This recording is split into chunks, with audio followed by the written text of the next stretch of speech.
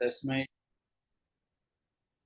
श्रीचैतन्य मनोभीष्टं स्थापितं येन भूतले स्वयं रूप कदा मह्यं ददाति स्वपदान्तिकं वन्देऽहं श्रीगुरो श्रीयुतापदकमलं श्रीगुरुन् वैष्णवांश्च श्रीरूपां साग्रजाता सहगणा रघुनाथान्वितं तं सजीवं साद्वैतं सावधूतं परिजनसहितं कृष्ण चैतन्य देवं श्री राधा कृष्ण पदां सहगणा ललिता श्री विशाखान्वितांश्च नमो विष्णुपदाय कृष्ण प्रेष्ठाय भूतले श्रीमते भक्तिवेदांत स्वामिनिति नामिने नमस्ते सरस्वती देवे गौरवाणी प्रचारिणे निर्विशेष शून्यवादी पाश्चात्य देशतारिणे नमो महावदन्याय कृष्ण प्रेम प्रदायते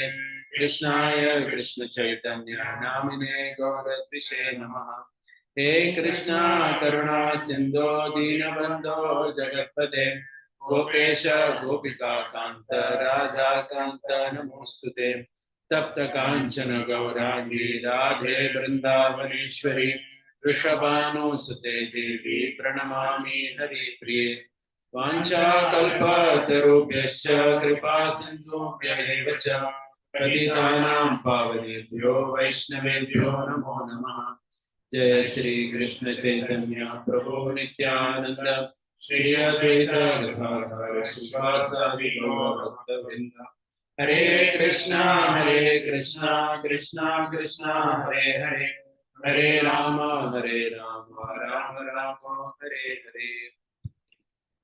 Hare Krishna. So welcome everyone. So I have something for everyone to have a look at. So let's pass it around.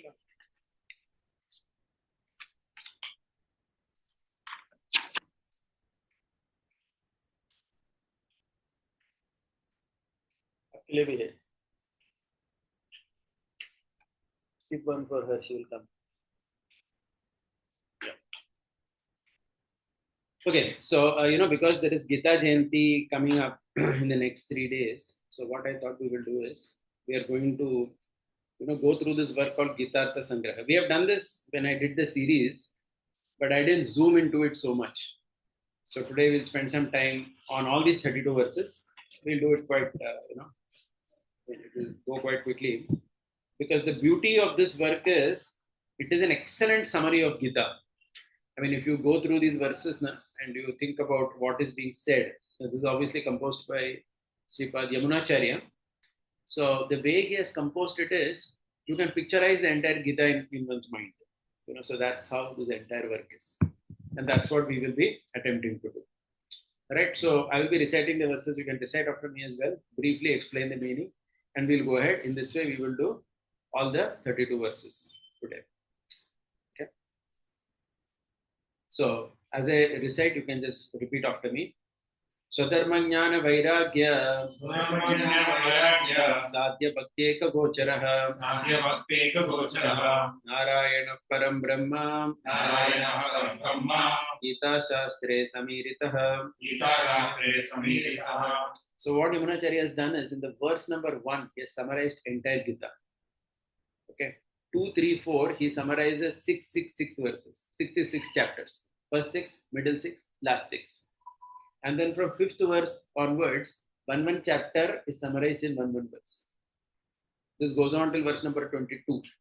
And then 23 to 32, he has summarized, he has again taken the key concepts of Gita and put everything together. And last 4 verses are only on Sharanagati, 18.66, Sarvadharman Parityaja. So if you go through these 32 verses and you think about what is being said, and you remember the Gita, the whole Gita will come to your mind. Okay, so let's look at the first verse, and the very simple Sanskrit. See, so he says Gita Shastre. So what is Gita Shastre? He says it has Swadharma, Jnana, Vairagya as Sadhya. Sadhya means as means. That means nobody who studies the Gita can say that I have nothing to do with Swadharma, Jnana or Vairagya. So Swadharma means what? Swadharma means as per your nature, you have to be engaged with this world. Okay, that is first thing. He starts with Swadharma only first. Then Jnana means what? No one who studies the Gita can say that I am not concerned about knowledge of Atma, Paramatma, Prakriti, right? The 5 main things of Gita. No one can say. You have to have that jnana. And Vairagya here, please remember, Vairagya is not from action. Vairagya is from the fruits of the action. That means doing things in a detached spirit in this world. These 3 things are sadhya. Sadhya means they are the means for everybody. Okay. And what is the goal? Is this the goal? So somebody will say that, okay, I studied the Gita, I am doing my Swadharma, I have knowledge about Atma, and I have detachment from the world. Is that okay? No. Bhakti eka gochara. Eventually you have to come to bhakti. That bhakti has to be directed towards Narayana only. Bhakti eka. That means unalloyed devotion towards Sriman Narayana you should have. Who is Param Brahma? Who is the Supreme Personality of Godhead? This is entire Gita Shastra. Okay, so the whole Gita is covered in this one verse. In fact, if anything in this verse we miss out, you have missed out Gita. Someone says, okay, I am doing bhakti, but I am not concerned about Swadharma. No, then you may be following what you want to, but that's not Gita. Or someone will say, I believe only in Karma Yoga. I have nothing to do with Narayana. No, sorry, you have also not understood Gita. Someone says, okay, I'm doing work in the world, but I'm extremely attached to it. No, you have also not understood. There is few vairagya as well. So everything is important. So dharma, jnana, vairagya are the means which you should have. But ultimately you have to come to bhakti. That bhakti should be focused on Narayana and Gita. Correct? Simple. Let's look at the second verse. ज्ञान कर्मात्मिके निष्ठे योग लक्ष्येषु आत्मानुभूति सिद्ध्यर्थे पूर्व षट्केन चोदिते पूर्व षट्क in Sanskrit means 6. Purva Shatka means first 6. So first 6 chapters, what is being spoken? He is summarizing in this verse. Jnana karma atmike nishte. Nishte here is translated as process. That means the path of jnana and karma yogas have been spoken. Okay. And why is jnana and karma yoga spoken? Well, why should we speak about that? Why is Krishna speaking about that? Yoga lakshya. The goal is to come to yoga.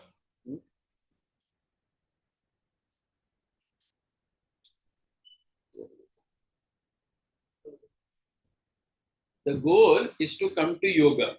That means, simply try to understand, no one can say that I have, I'm going to do jnana yoga and karma yoga and that's it.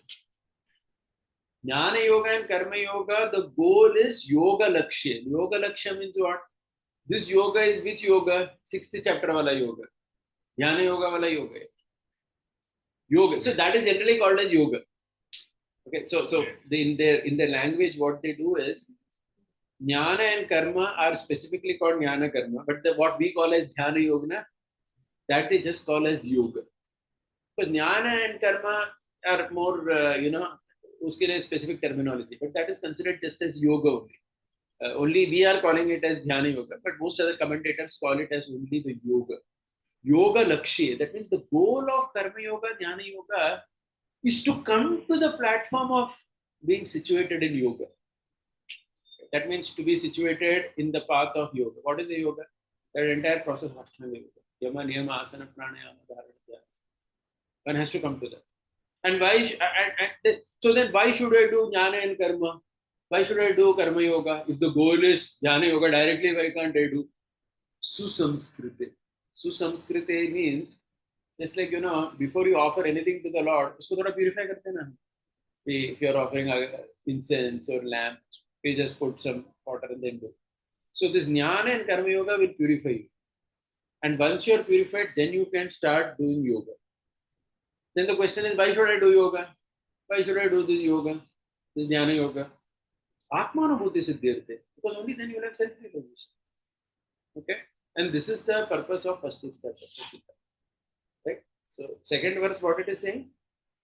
I'll repeat again. The second verse is saying that the first 6 chapters of Bhagavad Gita, the goal is to teach you jnana and karma yoga so that you can come to dhyana yoga, so that you can achieve self-realization. This is the theme in the first 6 chapters. Let's go. Yeah. Atma. Yes. Atma. That means you have to understand that I am the Atma. Understand is not theoretically. That is actually perceived. That is yogi. Yoga that will come now. 6th chapter, if you go summary, that will come. More details. Anyway, so this is the summary of the first 6 chapters. Verse number 3. Please have a look at it. If these people they want to go out and play or something, or they'll sit for some time and then decide their path. So you can feel free to explore. मध्यमे भगवत्तत्व यातात्मवाप्ति सिद्धये यातात्म्य अवाप्ति सिद्धये ज्ञानकर्माभिनिर्वृत्यो भक्ति योग प्रकीर्तितः मध्यमे means what? Middle 6 chapters. What is middle 6 chapters talking? He says it starts talking about Bhagavat Tattva. See, the goal is Bhakti Yoga Prakirtita, last 36. That means the goal of the middle 6 is to bring you to Bhakti Yoga. But how is this Bhakti Yoga born? It is born by understanding Bhagavat Tattva clearly. Bhagavat Tattva means the knowledge of the Supreme Personality of Godhead. Yatatma means completely to understand it, without any doubts. Okay? And why should I understand that? So that I can do Bhakti Yoga. And this Bhakti Yoga, he's again clarifying, Jnana Karma Abhivinir Vyartho. That means this is not excluding the Jnana Yoga and Karma Yoga said before. I mean, nobody should read middle 6 and think that I have to do Bhakti Yoga means, does it mean that what was said in the first 6, that is gone? So he says, no, Jnana Karma Abhinir Vrityo. Usko aapko chodna nahi hai. That you have to keep doing. On top of that, you have to do Bhakti Yoga. And this Bhakti Yoga, how is it going to come? You have to understand the nature of the Supreme Personality of Godhead completely and perfectly. And that is the goal of the middle 6 chapters. Yeah, Bhagavat Tattva, Yatatma Avapti Siddhaya. If you go into that word, 2 word now, so it, all those things are clarified. Right? The attainment of the understanding of the true nature of Bhagavan as the goal. That means Siddhaya means one has to understand Bhagavat Tattva completely to understand that Bhagavan is the Siddhi goal, is the goal. If you understand that Bhagavan is the goal, then you will do Bhakti. And that Bhakti is on top of Jnana and Karma. So like this, he has summarized the middle 6. Okay, again single verse. Now let's read verse number 4. Pradhana Purusha Vyakta Sarveshwara Vivechanam Karmadir Bhakti Rityadihi Purva Shesho Antimoditaha Antimoditaha means the last 6 chapters. What is the last 6 chapters talking about? Purva Shesha. That means Purva Shesha means in the initial 12, what was left out is being spoken. If you ask the question, what was left out? What do you mean by something was left out? So he says, 2 things were left out. So he says, broadly, there is something called as, the way the commentary is, there is Tattva and Hita. Okay, please try to understand. Tattva and Hita. Tattva means what? Tattva means knowledge about Atma, Paramatma, material nature. All this is called as Tattva. Hita means what? Karma Yoga, Jnana Yoga, Ashtanga Yoga, Bhakti Yoga is called Hita. Okay, so broadly Gita is talking about 2 things. Tattva and Hita. Tattva Prabhupada also talks in the introduction. 5 things are mentioned in Gita. Ishvara, Jiva, Prakriti, Karma. This is Tattva. This is called as Tattva. This is knowledge of these entities. Okay, after understanding this, what you are supposed to do? Hita. Hita means what? The practice. And what is the practice? Karma Yoga, Jnana Yoga, Ashtanga Yoga, Bhakti Yoga. Okay, so 2 things are there. So what Yamunacharya is saying is, in the last 6 chapters, it is divided again as 3 and 3. That means 13, 14, 15, 16, 17, 18. In 13, 14, 15, Tattva, whatever was left out is being said. And 16, 17, 18, Hita, whatever was left out is being said. So now you look at the verse. Pradhana. Pradhana means what we say, Pradhana, material nature. Purusha means what? We, Atma. We means Atma is called Purusha. Vyakta means the manifestation. Sarveshwara means Supreme Lord. Vivechana. This has been described. So this is all Tattva. And this is described where? 13, 14, 15. Okay? And 16, 17, 18, what is described? Karma Dhir Bhakti Rityadihi. That means all the yoga system. Karma Yoga, Bhakti Yoga, all that again is being discussed. So somebody may say, was it not discussed before? Atma was discussed in second chapter. Supreme Personality was discussed in 7 to 12 chapter. Bhakti Yoga was discussed in the 12th chapter. Karma Yoga was discussed in the 3rd chapter. All this was already discussed, right? Is this just a formality or looks like? Am I audible without this as well? So you can just off it.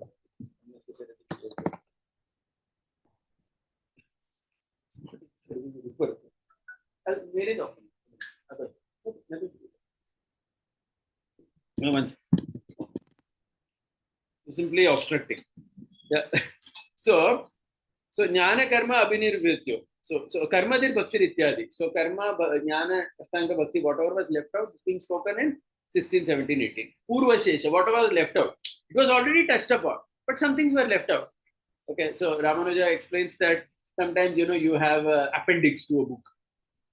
Right? You describe something and then later you have an appendix. Okay, some things were not elaborated. So let's touch those things again. So like that. Purva Shesha, that was left out in the initial 12 chapters. Antimodita, in the last 6, it has been again touched. Okay. Like for example, Bhakti Yoga was spoken, but Sharanagati was not spoken. So that was left out. Things like that. So all that. Very good. So now what has happened? See, we saw summary of full Gita, summary of 666. Now we are starting from verse number 5, chapter wise summary. Okay. Asthana Sneha Karunya. Asthana Sneha Karunya. Dharma Dharmadiyakulam. Dharma Dharmadiyakulam. Partam Prapannamuddishya. Partam Prapannamuddishya. Shastravasaranam Kritam. Shastravasaranam Kritam. Okay, so Yamunacharya and Ramanuja, what they do now, the first chapter of Bhagavad Gita, they continue it till 2.11 Bhagavad Gita. The reason is, in the second chapter, first 10 verses also, if you know Gita Pitpat, you will know that Arjuna is, the same thing is continuing. Arjuna is lamenting, saying that, hey, what you want me to fight against Bhishma Drona, their worthy of worship, this, that, everything else. Krishna starts speaking only from 2.11. Okay, so that time only he starts speaking. So till that he has.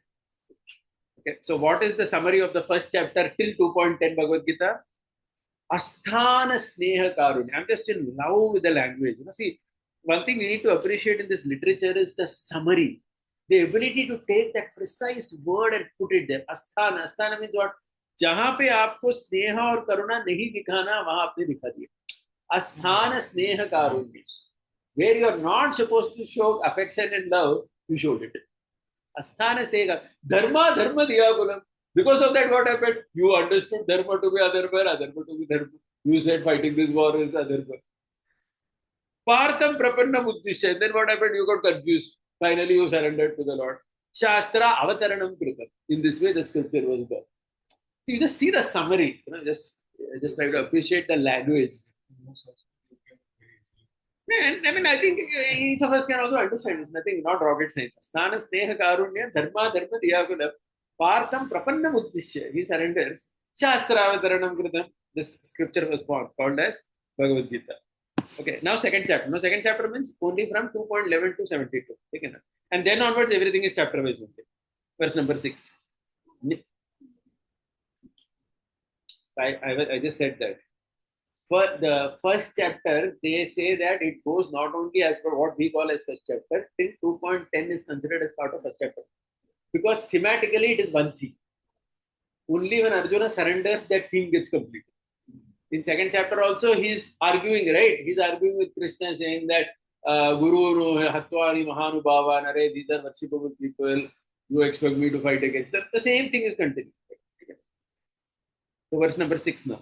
Nityatma Sangha Karme Ha Gochara. Nityatma Sangha Karme Ha Gochara. Sankhya Yoga Dihi. Sankhya Yoga Dihi. Vitiya Sthita Dhilaksha. Vitiya Sthita Dhilaksha. Prokta Tanmoha Shantaye. Prokta Tanmoha Shantaye. So second chapter, see, Vitiya Sthita Dhilaksha. Let's start from that. What is the goal of the second chapter? To make you a Sthita Dhi. That entire second chapter, if you know, from 2.54 to 72. Right? Sthita Dhir Muni Ruchyate. That Gita, the last 20 verses of second chapter is that only, right? Who is the Sthitadhi? Steady sage, a man of steady. So that is the goal of second chapter. Now, how do you achieve that goal? Two things. Nitya Atma. First, you have to understand Atma is eternal. 2. Sankhya Yoga Dihi. Vitiya Sthita Dhilaksha. Prokta Tanmoha Shantaye. Sankhya Yoga Dihi. Vitiya Sthita Dhilaksha. Prokta Tanmoha Shantaye. So second chapter, see, Nitya Atma. First, you have to understand Atma is eternal. Okay. Asanga karmeha gochara. See, nityatma sanga karmeha gochara. You have to split it in the middle. Asanga karma. Asanga karma means what? You are supposed to do work without attachment. Karmanyavadikaraste mapaleshu kadacham. That concept. Krishna has spoken in detail. So two things if you understand, that Atma is eternal and I will do my work in the world without attachment. If you know these two, then what happens is you are understanding two important concepts of the Gita. What are the two important concepts? Sankhya and Yoga. Look at that. Sankhya, Yoga, Dihi. Sankhya means what? Understanding Atma is eternal. Yoga, Dihi. Yoga, Dihi is what? Buddhi Yoga. That is Dihi. If you know 2.39 Bhagavad Gita, right? What does Krishna say? Yeshate Bhita Sankhya Buddhi Yoga Tumamshram. That's like a midpoint of second chapter. Krishna says, till now I described Sankhya Yoga. Now I'm going to describe Buddhi Yoga. And what is Buddhi Yoga? Buddhi Yoga is nothing but Asanga Karma. Asanga. After that only 2.47 comes, right? That means do work in the world without attachment. And if you do these two things, if you understand Atma is eternal and you continue to work in the world without attachment, you will come to the platform of Sthitati. You will become sober and you will come to the platform of Sthitati. Okay? And when you understand this, what happens? Tan moha shante. All your basic illusions are gone. And that is why he says here that Arjuna's basic confusion was gone in terms of attachment. Tan moha shante. All your illusions go. If you understand these two things. Without understanding these two things only, a person falls in moha, like Arjuna said. Okay? Because he temporarily forgot that Atma is eternal. Okay? He was thinking, I'm killing Bhishma. And he forgot that we have to continue to act in this world without attachment. We cannot get attached, oh, I'm killing my grandfather, my uncle. These two things you understand, you will become Sthitati and all your moha will be shanti. This is second chapter of Bhagavad Gita. Right? Beautiful summary. Now look at the seventh verse. This is one of my actual favorites in terms of असत्यालोक रक्षाये असत्यालोक रक्षायै गुणेश्वरोप्य कर्तृताम् गुणेश्वरोऽप्य कर्तृताम् सर्वेश्वरेवान्यस्योक्ता सर्वेश्वरेवांस्योक्ता तृतीये कर्म कार्यता. तृतीये कर्मकार्यता. See, तृतीये, third chapter. What is it? Karma karyata. How to do karma in this world. Krishna speaks. And four characteristics he is emphasizing here. First is asaktya. Okay? 3.19 Bhagavad Gita. Tasmad asakta satatam karyam karma samachara. Asaktam. Right? Krishna is saying. That means do work without attachment to the result. Asaktya. Second, loka rakshaya. See, somebody may say, okay, let me do a drug deal business. I'll sell brown sugar without attachment. No, it should be loka rakshaya also. It should be for the benefit of people. Loka Sangraha mevapi sampashan kartum arhasi. Krishna says, even I do work in this world because if I wouldn't do Loka Raksha wouldn't happen. So Loka Raksha means, so what he says is Loka Raksha means everyone has to do their Nitya Naimittika karma. That's the understanding. Nitya means daily duties are there and Naimittika time to time. For a Kshatriya, is Nitya Naimittika karma is like his war. For a Brahmana, Nitya Naimittika karma would be his Sandhya, his Shraddha, whatever performance. So all these things are. Everybody has to do. Why you have to do? Loka Raksha. Then only people in the world are benefited. You can't move away from your this thing. Your activity should be for Loka Raksha. Krishna says, I am also doing work in this world because if I wouldn't do, the entire world would be put into ruination. Correct? Krishna says in third chapter, 24-25 verse. Second characteristic, asaktya, loka rakshaya. Then somebody will say, okay, is that enough? That I will do with detachment of the result and I will also do for benefit of people. No, you should not think yourself to be the doer. Prakrite kriyamanani gune karmani sarvasya. Krishna saying in 3.27. That is what he is saying. Guneshwaropya kartrita. Modes are doing. That means you have a Kshatriya body. Kshatriya body has to engage in fighting. You have a Brahmana body. Brahmana body engages in teaching. You have a Vaishya body. Vaishya body engages in business. You have to understand that that body, which is made up of the modes, is actually doing. You are not the doer. So you have to be humble also. Guneshwaropya. Is this enough? No. Sarveshwareva Nesyokta. You have to dedicate it to the Supreme. 3.9 Bhagavad Gita. Yajnartat karmano anyatra loko yam karma banta. That means if you did all this, but you forgot to do that, then again it's not complete. Correct? Sarveshwareva Nesyokta Tritiye karma karyata. This is third chapter Bhagavad Gita, full summary. Right? Next. This also. Which act like a Vaishnava stream should go. he should know that I should not, I should allow the body to flow the way it needs to engage itself. That means I should not stop it from engaging. Like Arjuna is a Kshatriya, he needs that Kshatriya engagement. He's trying to stop it, saying that let me not do this. You can't do it. You have to allow your body to do what it is meant to do in this world. Okay, that is Gudeshwaropi Kartika. You have to understand your modes have created a particular prakriti. That prakriti needs an engagement, so you engage it. But you should do for Lokaraksha and you should do for Asatya, the mood of Asatya, and you should offer it to the Supreme. Okay, verse number 8. Right? Prasangat swasvabhavoktihi Sangraha swasvabhavokti कर्मणो कर्मतास्य च karmano karmatasya cha वेदा ज्ञानस्य माहात्म्यं vedanasya mahatyam चतुर्थाध्याय उच्यते. chaturthadhyaya uchyate. Yeah, so Chaturtha Adhyaya means fourth chapter Bhagavad Gita. Okay, so what is fourth chapter Bhagavad Gita talking about? First thing is Prasangat Swasvabhavokti. Prasangat means in the matter of context. Bato mein, like we say, no? Krishna spoke about his own advent to this world. Why he comes. So for that there is a commentary. So the commentary of Ramanuja, why he explains why Prasangat is because after hearing third chapter, Arjuna started feeling in his mind, by Karma Yoga also one can get perfection despite doing it the world one acts. So is this a new philosophy Krishna is talking? So Krishna wanted to say, no, I have already said this to this one time. This is not new philosophy. So that is the Prasanga. And in that context, what happened? Arjuna started asking question, but you are born much later than Vivaswan. So then he started talking about Janma Karma Chani, how he comes to this world. That's why Prasanga. Somehow, while bato mein, ye baat aa gayi. His nature in this world. So Swabhav. First thing, right? That is the first thing. Second is what? Karmano akarmatasya cha. That means you see karma and akarma.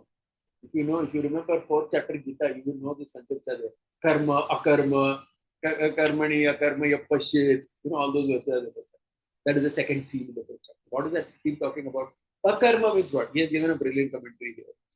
So he says karma means karma yoga. Akarma means what? Something that is not karma yoga. So what is that? In the context of the Gita till now, it is jnana yoga. So he gives a simple example. He says that it's like, someone has a dog and a cat in his garden, and you tell him, bring the dog and also bring the other animal which is not dog. Which means it is a cat because only two animals are there in his garden. There is no third animal. You tell him, bring the dog and bring the other animal, that other animal is the cat only. So till now they are talking only about karma yoga, jnana yoga, bhakti, all that has not come only in the karma. So akarma means what? Something that is not karma yoga. And what is that? That means to see karma yoga and karma and jnana as one basically. To see karma in jnana and jnana in karma. That means Krishna is presenting an integrated system. Krishna doesn't want Arjuna to think that I will only do jnana yoga. No. You need jnana, but that is integrated with karma. Correct? Bring it both together. Correct? This is the second theme in the fourth chapter. What? Yeah, jnana means to understand things with knowledge. See, karma yoga, if you see most common people in the world now, India also, when they say karma yoga, they are not having that jnana part. Like to understand Atma, to understand Punarjanma, to understand the importance of detachment in result. So they just think that karma yoga means, okay, I should do my work and surrender. But that's just a very superficial understanding. That is just one thing. You have to have that jnana also. Gita is expecting you to. Are you getting the point? So that is what is being said.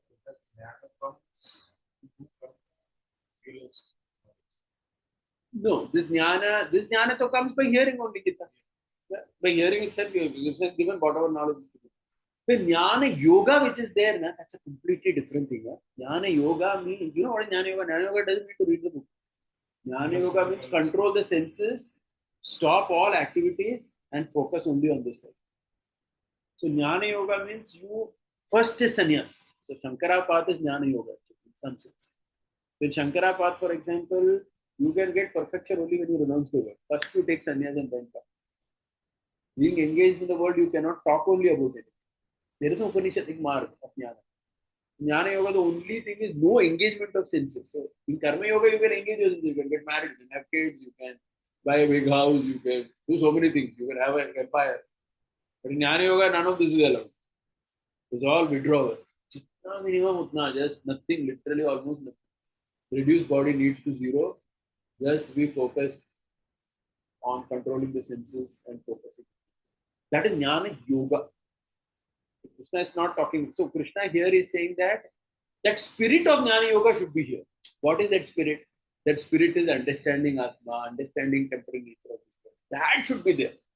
But you have to elaborate karma. That is karmano akarmata. Okay? Veda. This one word Veda. Veda means what? Different types of karma yoga. That means, see, previously Krishna said karma yoga means sarveshwareva nisyokta. You have to dedicate to the Supreme. So somebody will say, how can I dedicate to the Supreme? So the fourth chapter, Krishna is speaking 13 ways of dedicating to the Supreme, from 4.25 to 4.30 Gita. Okay, it starts with Devam Eva Pare Yajna, sacrifices. Then it talks about, Brahmacharya, controlling people. It talks about tapasya, fasting. It talks about Swadhyaya. Swadhyaya means reading the Vedic literature. It talks about Jnana. There, Jnana means discussing philosophy. So there are 30 different ways. Then it talks about offering the inhale to the exhale, exhale to the inhale, that Kumbhakarechak and all that. That is also part of karma. That is, these are different types in which you do karma yoga. Veda. Okay. And then last topic is Jnanasya Mahatmya. Jnanasya Mahatmya means the greatness of knowledge. What is the greatness of knowledge? In the fourth chapter, Krishna speaks. Krishna says, knowledge is so great that it is like a boat that can take you across the material world. It is like a wood that can burn all your sins to ashes. All those examples Krishna gives in the fourth chapter. Jnanasya Mahatmya. That means, don't think, Arjuna, that you will only do karma yoga without knowledge. That knowledge is important. And knowledge will burn away all your sinful tendencies and it will actually save you across it. But you have to do it together, both. This is fourth chapter of Bhagavad Gita. Is that okay? Next verse. This is chapter 5 Bhagavad Gita. Right? Karma yogasya saukaryam. Karma yogasya saukaryam. Shaigryam kaschana tadvidaha. Shaigryam kaschana tadvidaha. Brahmajnana prakashascha. Brahmajnana prakashascha. Panchamadhyaya uchyate. Panchamadhyaya uchyate. So in Panchamadhyaya, in the 5th chapter, what is Krishna speaking? 4 things. Karma yogasya saukaryam. Saukaryam means in Sanskrit simplicity. Okay, simplicity. Come on, they're very good. Karma yogasya saukaryam means simplicity. You understood?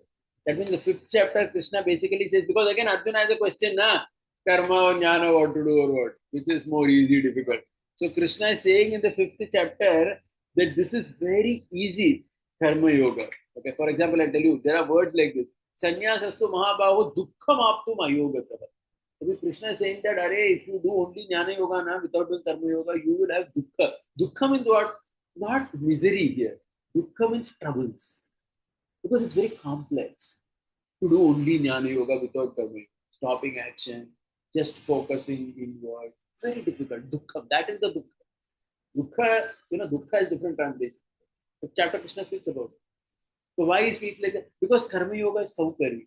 Saukarya means what? It is simple. Second characteristic of what is 5th chapter is speaking? Shaigryam. Quickly it gives results. Krishna speaks in 5th chapter. Achirenadi gacchati. Achirenadi gacchati means karma yoga will quickly give you result. Jnana yoga will take a lot of time. If you want to do the Jnana Yoga of the Upanishadic process, you have to completely withdraw, focus on the sin. It will take a lot of time. This is not only Saukarya, but it's simple, but it's quick also. Karma Yoga says Saukaryam, Shaigryam. 2 topics Krishna speaks in the initial 6 verses. Actually, see what has happened now. Yamunacharya, the 32 verses he has given, Ramanuja's entire commentary that I did over 40 classes and whatever. Every verse of Gita is linked to these only. He has just taken this and elaborated it. Saying verse by verse, hey, look at that Yamunacharya's verse. Saukaryam is from this verse to this verse. This verse to this verse is Shaigryam. Like that is it. The whole thing, it's a very integrated commentary. Kaschana Tadvida. Kaschana Tadvida means angas of Karma Yoga. Please try to remember there is something called types of Karma Yoga and Anga of Karma Yoga. See, previously we saw types of Karma Yoga. Like somebody says, I'm interested in doing Yajna. See, if you see general Hindu Samaj also now, they all engage in Karma Yoga in their own ways. Somebody is interested in Jnana, Nam Japa. Someone says, I will do Sadhyaya. Like, there are people in India who will read scriptures. Na? Poti bol ke padhte hain na har din. Ramayana padhenge, Bhagavad padhenge. That is called Sadhyaya. Sadhyaya means to recite. Jnana means philosophical discussion. Like what we do is only Jnana. It's not Swadhyaya. There's a difference between Jnana and Swadhyaya. It's a very technical term. They're different. Okay, these are all different ways of karma. Either you discuss philosophy, or you read the verses of the Shastra, or you do sacrifices. Some people, they do sacrifices. Others will do deity worship.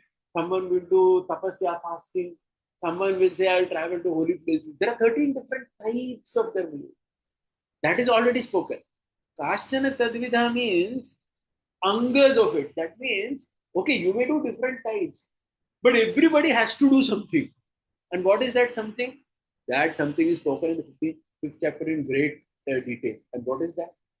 That means Krishna speaks this concept, Kaschana Tadvidha. Tadvidha means Krishna speaks this concept of do things in this world while simultaneously being conscious that I am not the doer.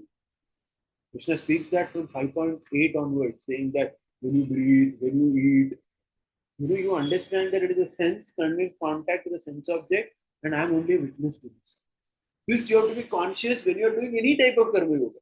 I mean, you may be doing Svadhyaya, you may be traveling to holy place, but you do all these things, but you may be doing your Varnashram duty also. But you have to understand my senses are touching the sense object and I am witnessing this.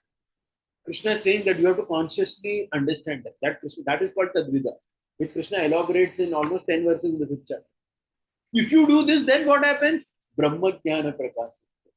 You will come to Brahma Jnana. And what is this Brahma Jnana? This Brahma Jnana is the understanding of Samatva. Krishna says from 5.18 onwards, Krishna is talking Brahma Jnana only. What is the Brahma Jnana? You see elephant, dog eater, all at the same. You see a stone, pebble, everything at the same level. Samatvam yoga muchyate. Equanimity, that's the English word for Brahma Jnana. Equanimity means you see situations, people, objects at the same level. Why you see that? Because you were consciously trying to do your activity in the world, understanding senses are connecting to sense object, and I'm a witness. So you understand that things are not always in my hand. So sometimes something nice happens, sometimes something doesn't happen. But I have to be equal in both situations. So the Prakriti is like this. I'm trying this out, this works. Same thing, another day I tried out, nothing worked. It all failed only. So Samatvam you achieve. So if you practice Tadvida, then only you will reach Brahma Jnana. See, that's the connection. See, because otherwise, if you see Bhagavad Gita from 5.17 onwards, Krishna is speaking about equanimity only. Till 6.9 Bhagavad Gita, Krishna is speaking equanimity. It's a very big section in Gita. Krishna is hitting that point so much that equanimity you come by consciously practicing in this world. Actually, Gita is very difficult if you think about carefully. Means as in, if you have to consciously practice these principles in your life, in your day-to-day thing, it actually calls for a lot of introspection and has to be very introspective of what I'm doing. Otherwise, you cannot follow this. We all just carried away by the external thing. We do something, we want a good result, some bad result, we get thoroughly disappointed. These things happen. Krishna is expecting, you cannot do that. Without doing all this, you cannot start yoga only. But Dhyana Yoga, you cannot start without this equanimity. Equanimity or the Brahma Jnana, which Krishna speaks, which Yamunacharya is saying in this was the prerequisite for chapter 6. And that comes by doing all these things. So the whole link is there from beginning. Correct? That is how 50th chapter is there. Now the whole 5th chapter maps to verse number 9. Yes.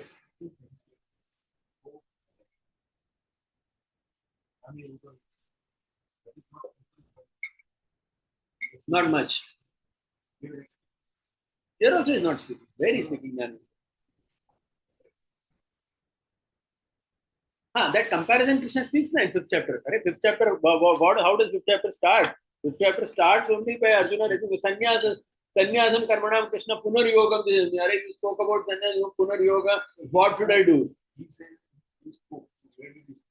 So yeah, that's a very good question. He doesn't speak so much, but what happens is he glorified the process of jnana in the fourth chapter. He glorified that. He took that as a thing. That means he took that more as, see, that means Krishna presented integrated only. Krishna didn't speak it separately. But Arjuna felt very strongly that, oh, this is a separate process because he has the background. Upanishads in general describe it in great detail. Krishna always present integrated. Krishna never said. But in second chapter also Krishna had spoken Apuryamanam Achara Pratishtam and all that. But that, see what happens now, the Gita talks about this jnana in terms of an internal mood, not in terms of an actual external thing. I mean, if you see, for example, Apuryamanam Achara Pratishtam, I'm completely satisfied, I do nothing and all that. That is more in terms of an internal mood one should have, not in terms of external action. Krishna is very clear, external you have to be engaged in this. But you have to have that mood of jnana yoga.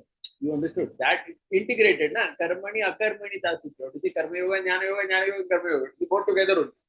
Don't see it separate. And starting point is karma yoga. Karma yoga, Krishna is not allowing you to skip only. Correct? Fifth chapter. Second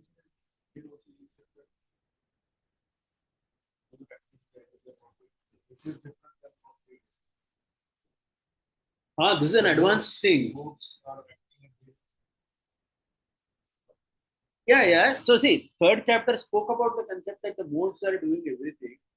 But here, Krishna is, fine tuning that a little bit by saying that, okay, you may be engaged, but consciously understand that you are not touched. The body is just engaged in all the daily routine acts, everything, and you are only a witness. You are an observer. And more you consciously think about it in your daily life and everything, you will come to Brahmajnana. That is equality. Then only you will be able to see everybody equally. Otherwise, how can you see enemy and friend equally? How can you see stone and gold equally? How can you see an elephant, a dog eater equally? Because you have to see that everybody has a body, they are also just their bodies are engaged. They are only sitting inside and witnessing the body doing all this stuff. Like that. That you have to see first for yourself, then you will see for others. Correct? Chapter 9. Verse number 9. Verse 10. Chapter 6 summary. Yogabhyasa vidhi योगाभ्यास विधिः yogi chaturda yoga sadhanam योगसाधनं yoga siddhasva yogasya योगसिद्धस्य योगस्य paramyam shashta uchyate. आरम्भ्यं षष्ठमुच्यते Shashta uchyate. Sixth chapter of Bhagavad Gita, what is Krishna speaking? Yogabhyasa vidhi. How to do yoga.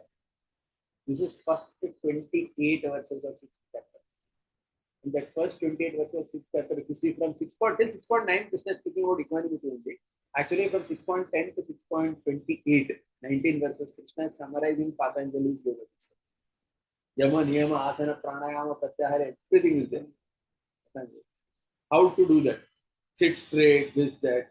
Now, see, an interesting commentary which both Ramanuja and Yamuna have given is that this Ashtanga Yoga is not something to be practiced in the jungle.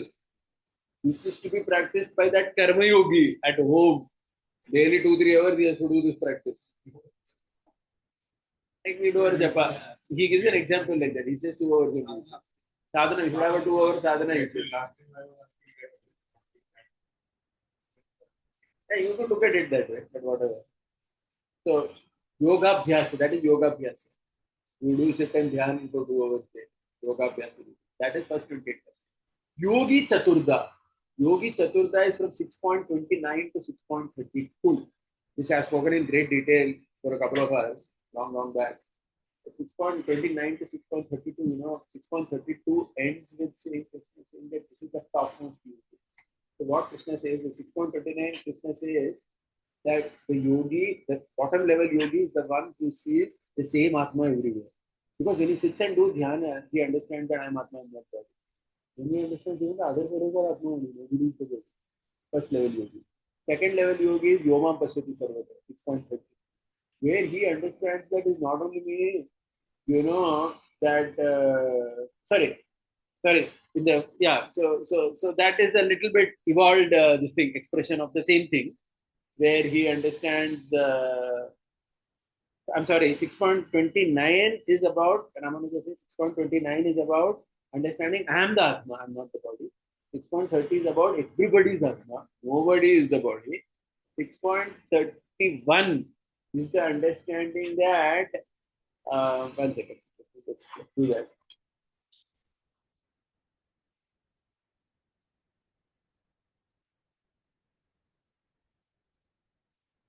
Yeah, 6.31 Sarvata Vartamanupi. So Ramanuja, what he says is, in the second stage, he understands everybody's Atma, but that he understands only when using meditation. When he comes out, he forgets it. He gets carried away by the worldly acts. But in third level of yogi, Sarvata, every time he is conscious. That means his maturity of yoga has become so much, even a normal life he doesn't forget it. See, some people are there when they chant, they are very nice, but otherwise they forget it. Na? Sarvata Vartamano, we emphasize that. 6.32 is Atmopamya Samam Sarvatra. That means everybody's happiness and distress he sees like his own. As in, how much he will feel happy when others get something. Generally, they're not much affected. Na? So you're not affected in yours also. That means he doesn't see a difference between my situation and other situation. I'm undergoing something, other person is undergoing something. He sees all that as similar, literally. That means he is affected in his own life just like he is affected when something happens to someone else, which means he's not affected at all. And that Prabhupada, the verse also says, Sayogi Paramo Mata, 6.32. 6.32, that is the topmost yogi. I've elaborated, this is called Yogi Chaturta. Okay, then Yoga Sadhana. What is Yoga Sadhana? Vyaseneva Kaunteya Vairagyena. That means practice and detect. That is Yoga Sadhana. That because Krishna, Arjuna is saying, not hearing this, that is very difficult. Krishna is saying it's possible. Practice, constant practice, keep trying and we detect. Vairagyena. That is Yoga Sadhana. Yoga Siddhi. Yoga Siddhi means what? What is the benefit of yoga? Benefit of yoga is what? It continues life after life. Then all those verses are there in the Bhagavad Gita. The person, he goes to the heavenly planet, he comes back, he's born in the family of devotees. And that is very system. That is yoga siddhi. That means the benefit of yoga is it continues life after. So whatever you have achieved in this yoga is not going to leave you. Yogasya paramyam. What is that? 6.47. Yoginam api sarvesham. That is you understand Paramatma. Then you are top. 6.47. That means now you are initially started meditating Atma, then slowly you understand Paramatma also. And you start loving him. Yoginam api sarvesham advate antaratmana shraddhavan bhajati yogam tame yukta tamo matara. That is yogasya paramyam, topmost yoga. That is the whole thing. Now this has ended, 6 chapters. Now we'll go to the 7th chapter, verse number 11. Swayatyatmam praकृत्यास्य विरोधी शरणागतिः भक्तवेदप्रबुद्धस्य श्रेष्ठं सप्तमोच्यते. First is Swayatatmyam. Yatatmyam in Sanskrit means, he says,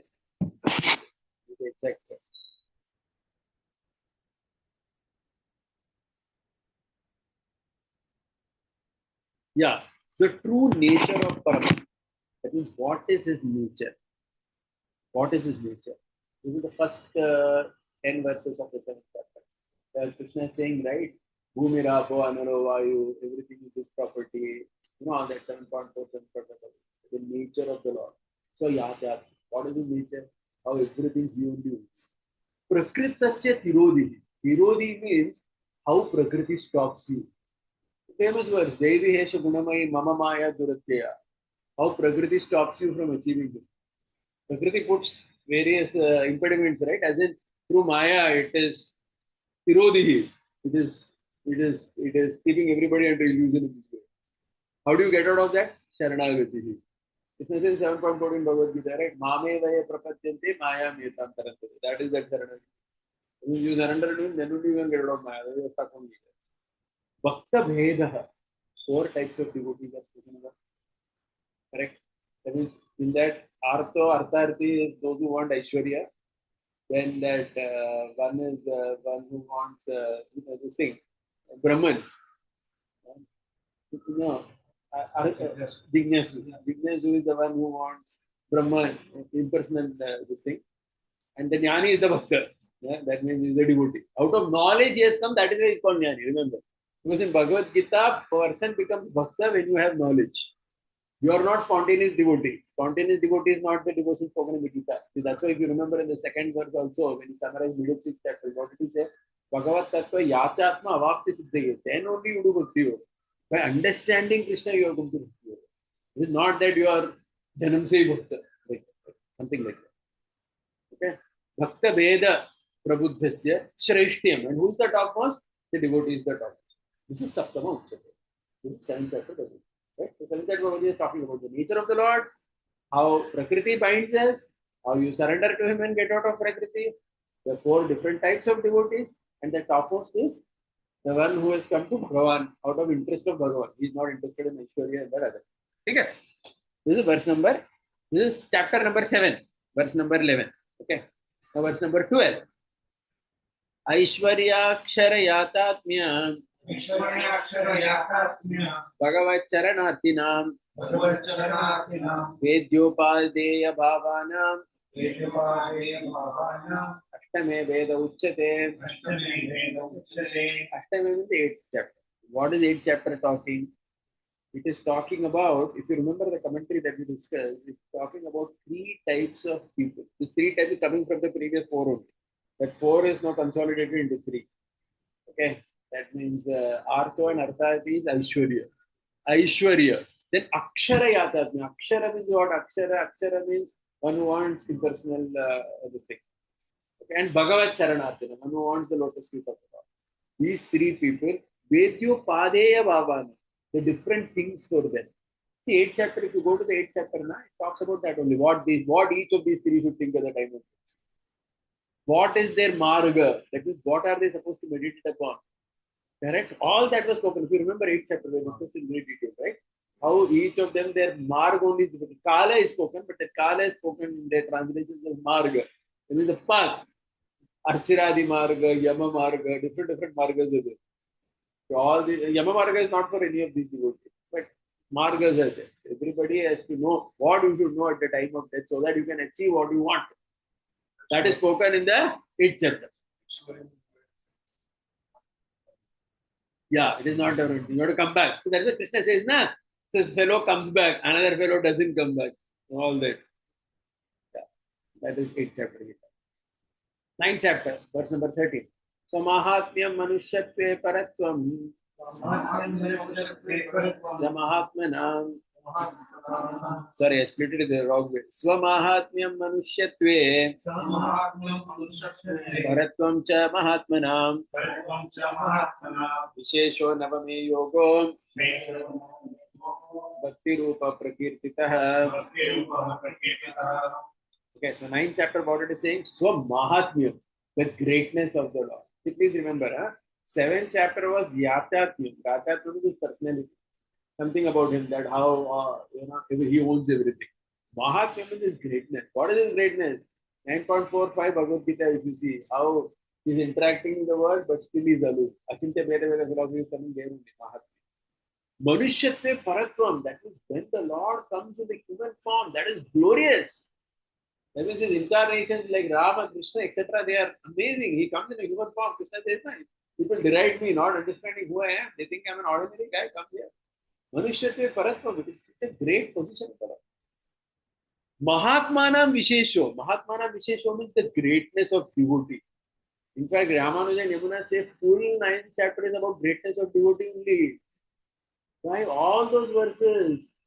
Beginning with, how Krishna says, even if the devotee is fallen, he is not to be criticized. Correct? He is still great. All that. Bhakti Yoga, the 4th topic is only in one verse, he says, 9.34. Manmana Bhavamad Bhukto. That is Bhakti Yoga. Till then, Krishna is speaking the greatness of the devotee. Because when Krishna is speaking about devotee, he is glorifying the devotee throughout. Correct? So the whole 9th chapter is about greatness of devotee only. What devotee does and this and that, everything is speaking about that.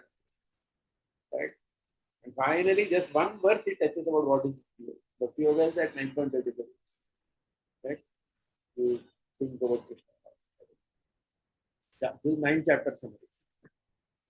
Now, verse number 10. This is 10th chapter summary. स्वकल्याण गुणानंत्य कृत्स्न स्वाधीनतामतिः भक्ति उत्पत्ति विवृद्ध्यर्थ विस्तीर्णा दशमोदिता. The 10th chapter, what is the purpose of the 10th chapter? Bhakti utpatti vivriddhi. That means bhakti has to be born and it has to grow. How can your bhakti be born and it can grow? By two things. So kalyana gunanantya, by hearing the glories of the Lord. If you hear the glories of the Lord, your bhakti will either be born if you don't have, or if it is already born, vivriddhi, it will grow. So two things you need to hear to have your bhakti grow. First, hear about the qualities of the Lord. What are the qualities? All that aham sarvasya prabhu, matta sarvam pravartate, all that in 10th chapter is there, right? These are all his kalyana guna. And Krishna swadhinatamati. Krishna means how the entire world is subservient to him. Because Krishna, whole 10th chapter, what it is about? It is about saying that I am the lion among animals, among devatas, I am Indra. That means Krishna is saying that everybody is subservient to him. That means whatever good quality you find in anyone, that is just a spark of Krishna's splendor. That means what? He is subservient to Krishna. That means he is exhibiting just a tiny this thing of Krishna. So when you hear the 10th chapter, what happens? You start falling in love with Krishna. So you feel that if all these people who are so great, whom I have appreciated, if they are only so wonderful, how great Krishna is. So your bhakti will either be utpatti, if you don't have bhakti, or if you already have some bhakti, you will. This is the purpose of the text. Right? So it basically covers this both things. Right? Text number 15, which is about Ekadashi. एकादशेष्वयातात्म्य साक्षात्कारावलोकनम् दत्तमुक्तं Vidhi प्राप्स्यो भक्तेकोपायतायता. So first thing, avalokanam sakshat. Okay, avalokanam means you need divine eyes to behold the nature of ordinary people cannot understand. See, now here now, Ramanuja gives a very brilliant commentary in this context. So he says how Bhagavad Gita is what shall I say, is composed. He says first anything you have to know, then you have to behold, and then you will attain. This is the logic. Anything you want to attain, before you attain that, you should behold it. You should be able to see it. And before seeing it, you should know something about it. So 9th, 10th chapter, knowing was there. 11th chapter is beholding. Arjuna is beholding all those opulences of Krishna. See, Arjuna had that prerogative. Because in Krishna, when he said that everything is subservient to Krishna, Arjuna wanted to see a form in which he can see actually everything subservient to. So Krishna showed a form. And then you are more impelled to do Bhakti Yoga, which is 12th chapter. Okay. So, Ekadashe, so Yatyatmya Sakshat Karavalokanam means to behold Bhagavan, you need divine eyes. Avalokanam. You cannot see ordinarily, nobody can see Bhagavan like that. Okay. So for us, what is our hope? Bhakti is our only hope. So that is why, the end part of 11th chapter says that Bhaktya Mava Vijanati. Only by Bhakti I can be understood, that part. Okay. So for all of us, for the rest of us who may not be able to see Bhagavan like the way Arjuna saw, for us, Bhakti is the only means for what? Datta Muktam Vidhi Prapti. Vidhi is to understand, to know, and Prapti means to attain. You want to know and attain the Lord, for you and me, Bhakti only. As far as Arjuna is concerned, he got the divine eyes to actually do the middle step also, to behold. For all of us, we know and we have to work to attain.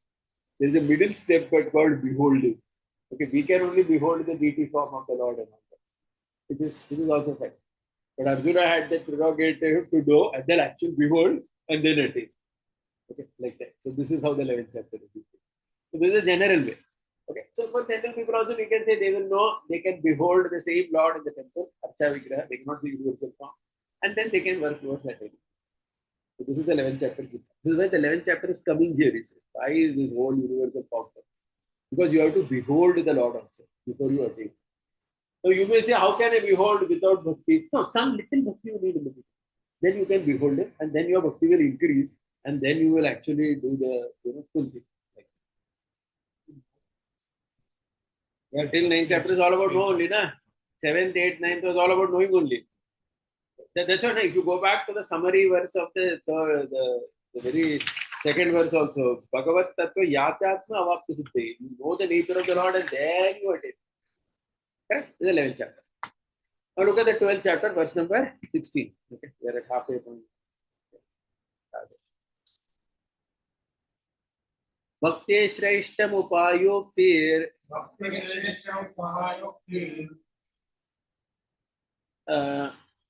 Rashaktasyatmanishthita Tat Prakara Swati Pritihi Bhakte Dwadasha Uchyate. Okay, so first thing in 12th chapter is what? 12th chapter is talking about Bhakti. Bhakti Shreshthya. Over whom he Shreshthya? Over the impersonal. First 7 verses of 12th chapter are about that. 12th chapter. How better than the impersonalist is the Bhakti. Arjuna is asking a question. Who is better? The one who is trying impersonal or Bhakti? Bhakti Shreshthya. Bhakti is Shreshthya. Upayukti. Somebody may say, okay, Bhakti is Shreshthya, but how do I achieve Upayukti? That is 12.9 Bhagavad Gita. Abhyasa yogena tato mamikchaptum dhanante. You have to do practice. That is the upaya. Okay. This is the second topic. Third topic is asaktya atmanishtita. Asaktasya means somebody says, I cannot do bhakti. Then what to do? No problem. Atmanishtita. Be situated on the platform also. It's not saying that in 12.10 level. Okay, you cannot do bhakti. Just be situated on the level of Atma. Atmanishtita, third topic. Tat prakara means what are the qualities needed to perform any yoga system, not only bhakti. That is 12.13 to 12.20. You know, all those verses are there, qualities, in the second part of the 12th chapter. 12.13 onwards, Krishna, what has he done? He has spoken about various qualities. And that qualities is not only for a bhakta. That is for all. Only the last verse he says is for a bhakta. That is more specific. But rest are for all. Okay? Bhakti Dwadasha Uchyate. This is and Bhakti Ati Priti. Bhakti Ati Priti. The Priti Bhakti means what? The Lord is, the devotee is very dear to the Lord. If you remember the last verses of the 12th chapter, it is about this one.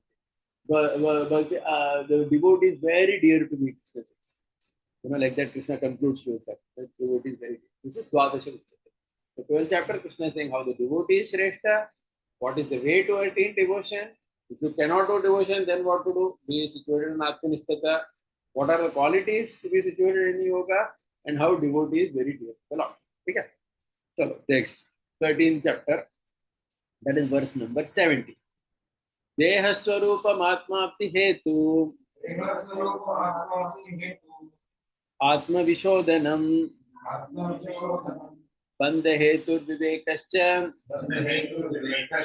Trayodesha Udiryate. 13th chapter. 13th chapter onward, what happens? If you recall, this is the last section of Bhagavad Gita. This is what happens. Krishna starts talking about the 3 things, Pradhana, Purusha, and all that, right? So 13th chapter is talking about Pradhana and Purusha. That is, Purusha means Atma, and Pradhana means material nature. Okay. Deha Swarupa. Deha, this word Deha na means, it doesn't mean body. Deha means the body in which Atma is there. So that means if a person is living, you call it as Deha. If the body is dead, you call it as Preta. You know, so if you know some Shraddha ceremony, you know, when someone's father is dead, and the priest will come, he says, Mama Pitu Preta. They don't call it Deha. Deha means the living body is called Deha. Deha Swarupa. So that is a Kshetra. Kshetra means where the Atma is sitting inside. That is called Deha. The word Deha has a very clear meaning, right? Deha Swarupa, nature of the body in which Atma is sitting. Atmapti Hetu. How do you attain the Atma? You have to cultivate qualities. Amanitvam, Madambitvam, Ahimsa, Kshantirarjavam. All the qualities, na? By that only you will attain Atma. That means attain Atma as in you have to practice those qualities to achieve the understanding that I am Atma. Okay? Atma Vishodhanam. Understanding the nature of Atma. Krishna speaks about Atma also. That is how the Atma is different from the Deva. Bandha Hetu. Bandha Hetu means how this fellow is caught up here. Okay, Krishna speaks that, right? In the 13th chapter, if you know, there are these verses in the 13th chapter. Prakrite Purusha, Bhumte Prakriti Jan Karana Guna Sangasya Janmusu. You know, there are a couple of verses there in the 13th chapter that Krishna is saying how you got caught up here. Because you want to enjoy this world, you got caught up here. Bandha Hetu, how you got caught up. Vivekasya. And how you have to arise that Viveka by which you understand Atma is different from the body is told in the 13th chapter. So these 5 topics are there. Deha Sarupa, Atma Hetu, Atma Vishodhana, Bandha Hetu, Vivekasya. And all the verses map to it actually. Okay, verse 18. This is for the 14th chapter. Gunabandha Vidatesham Kartritvam Tannivartanam Gatitrayasya Moolatvam Chaturdasha Udiriyate. See, now see, please try to understand. What did we say? 13, 14, 15 chapter are about Prakriti, about Atma and about Paramatma. About Prakriti and Atma is continuing in 14th chapter. How it is continuing? How this Prakriti is catching the Atma. How we are caught up. How we are caught up? Guna Bandha. Because of the 3 modes we are caught up. That is 14th chapter. Kartritvam Tannivartana. How to escape from it. That is also spoken. That is how you are caught up is spoken and how to escape from it is also spoken. Krishna says, right? Mam chaiva abhivicharena bhakti yogena sevate sagunan samatite chan brahma bhuvaya. Right? By taking to the yoga process only you can escape from this. Gati trayasya moolatvam. Gati trayasya moolatvam means brahmano hi pratishtaham. All those verses come now. Where Krishna says gati traya gati. Traya gati means what? There are 3 types of gati. Why 3 types of gati? There are 3 types of people in the world. One who want Aishwarya, one who want impersonation, one who want Bhagavan. All these 3 gati Traya so moolatvam. They are all subordinate to Krishna. Krishna says that Brahmano hi pratishtaham. The Brahman is subordinate to him. Then Krishna says that in the last verse also Krishna says that whatever this fellow is desiring in any of these 3, everything is subordinate. This is Chaturdasha. This is spoken in the 14th chapter. 14th chapter is speaking how the modes bind you, how you are caught up in the modes, how you can get out of the modes, and how everything is achieved by the grace of the Lord because it is all under Him only. You want Brahman also, you have to come to Krishna only. The 15th chapter, that is summarized in text number 19. Achin Mishrat Vishuddha Cha Chetanat Purushottamaha Vyapanat Bharanat Swamyat Anyah Panchadashoditaha. Beautiful. Panchadasho. Panchadasho is 15th chapter. What is the 15th chapter? It's talking about Purushottama. Who is this Purushottamaha? This Purushottamaha, Achin Mishra. Mishra means what? All of us. Mishra means what? Body and soul have got mixed up. Matter and Atma have got mixed up. That is me. Baddhatma. Vishuddha means what? Muktatma. We are already in the spiritual world. Both of us are Chetana. We are also conscious, Muktatma conscious. But Purushottama is different from these 2. 15th chapter is talking about all that only. How Purushottama is different from Buddha, Mukta, all these people. And what is his role? Vyapana. He is pervading everything. Bharana. He is maintaining everybody. That's why all those verses in 15th chapter, Krishna says, Dama, Vishya Bhutani, Dharayami, Hamotis, I am maintaining this world. Pushnami, Chaushadam Sarva. Krishna is saying that, Aham Vaishwanaro Bhutva. I only maintain you by digesting everything what you eat. Bharana. That's what Bharana. You understood? Bharana, he is maintaining the world. He is maintaining our body. Everything is maintained. Swamya. He is our Lord also. That also is true. He is pervading us. He is maintaining us. He is our Lord. This is spoken in 15th chapter. Whom is he pervading, maintaining, and the Lord? He is doing this for those who are Baddha also and those who are Mukta also. Achin, Mishrat, and Vishuddha. You may be Mukta, but still he is only maintaining you. This is told in the 15th chapter. So you see 13, 14, 15, what has it spoken about? It has spoken about Achit, that means matter, spirit, and Paramatma. Tattvas. If you remember, I said in the earlier, Tattva has been spoken here. Okay? Now, 16th chapter. 20th verse. Devasura Vibhagokti, Devasura Vibhagokti, Devasura Vibhagokti, Purvika Shastra Vashyata, Purvika Shastra Vashyata, Tatvanusthana Vijnana, Tatvanushrava Vijnana, Teme Shodasha Uchyate. Preme Shodasha Uchyate. Shodasha is the 16th chapter. What does it talk? Now, see, now try to understand why 16th chapter is why divine and demon is. See, before you go to Karma Yoga, Jnana Yoga, Bhakti Yoga, first thing he says you have to understand is you have to follow ethics in life, morality. That's the commentary there. Devasura, you cannot be Asuric. If you are Asuric, you cannot be a yogi. So before, that is okay. I understood Tattva. If you see that way, Hiranyakashipu also understood Tattva. Ravan understood Tattva. If you see in the seventh canto Bhagavatam, Hiranyakashipu is doing very Bhagavatam lesson when his brother died. Right? Very nice class is given. Ravana knew philosophy. You may know Tattva, but you may not come to yoga. What is stopping you? Because you are caught up in Asura quality. That is the 16th chapter is coming. Devasura Vibhago. You understand who is a Deva, who is Asura. And you should also understand Shastra Vashyata. Shastra Vashyata means you have to be always subservient to Shastra, you have to follow Shastra. So, when 16. Yes, Shastra Vidhi Utsrijya Vartate Kamakar, Na Sasiddhim Avapnoti, Na Sukam, Na Param. Correct? Krishna says that in the last verses. You follow Shastra, then you say.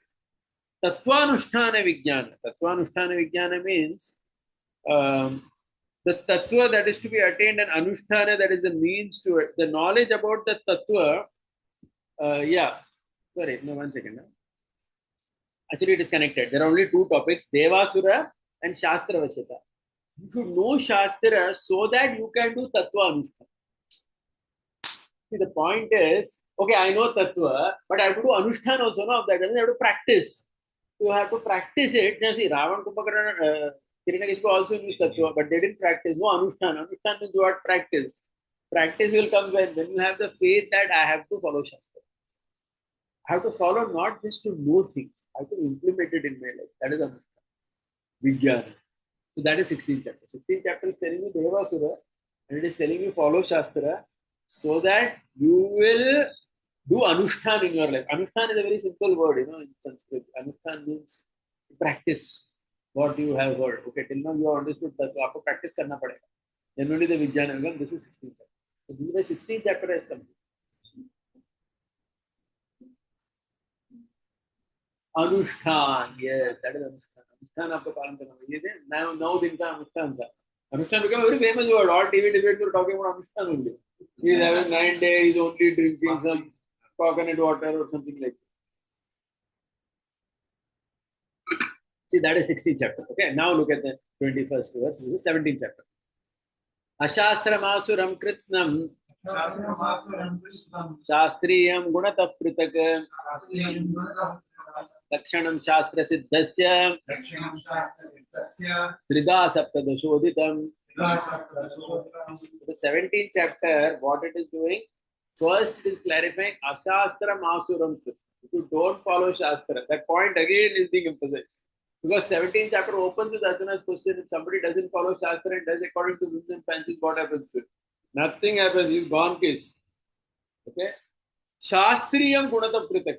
That means Sattvagun, Rajogun, Tamogun. If you follow as per Shastra, you get benefits. Okay. I'll give a simple example. Like sometimes, what we do? We say, eating meat isn't tamogun. So it's not that simple. If you eat meat in adherence to Shastric rules, then it is considered tamogun. Otherwise, it is ashastric. Tamoguna gives you some result at least. Ashastra takes you to hell only. See, that is the difference. So sometimes we simplify that, right? Like we say, Rajoguna means, Rajoguna means you are running behind lust and all in a Shastric way. Somebody is going to a prostitute, that is not Rajoguna. Because that is not Shastriya. You got it? So for example, like in Vedas, there are these left tantric rites are there. That is Tamoguna, by which you can destroy somebody. That is Tamoguna. That has some benefit. Ashastra has no benefit. That is what he's saying. Ashastra, Asura, that is Asura, will take you down only to hell. Shastriya Gunata Pratak. 3 divisions are there for Shastra Karma. If you follow Shastra in Sattva Gun, this benefit, Shastra in Rajo Gun, this benefit. Shastra in Rajo Gun means what? You want to become Indra. That is Shastra in Rajo Gun. You get it? You want various opulences Shastrically. Via Shastra method you doing that. Even Arjuna is fighting a war and he's dying. Via Shastra only. Like a Kshatriya dies in a battlefield. Shastra is saying, Kshatriya dies like that, he goes to Swarga. That comes in Rajoguna, you can say. Tamaguda means animal sacrifices are there, but according to Shastra, when it is done, it is Tamaguda. Are you getting it? Not that somebody buys meat from a shop. That is not Tamoguna. That is considered Ashastra. So he distinguishes. You get this. That's how Krishna speaks about it. Yeah. Asura Bhava. Asura Bhava they couldn't give up. That's why Devasura is coming after Tattva.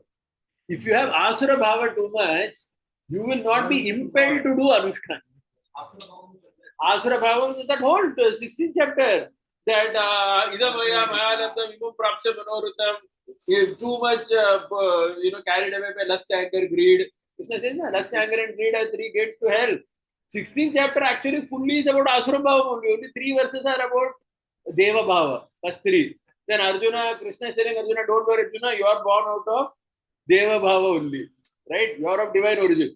And then Krishna is describing Asura Bhava in such great detail. So Asura Bhava is that nature that is coming where I know everything, but I don't want to follow it. No Anushtan. I don't want to follow it.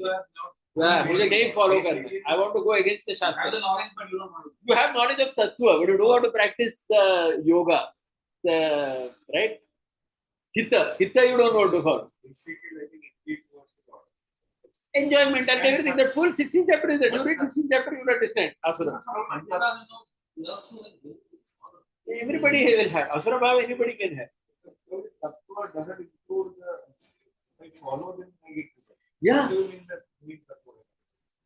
Tattva, theoretically knowing Tattva. Hiranyakashipu knew Tattva, he knew Atma. He gave a good lecture na, when his brother passed away. He knew.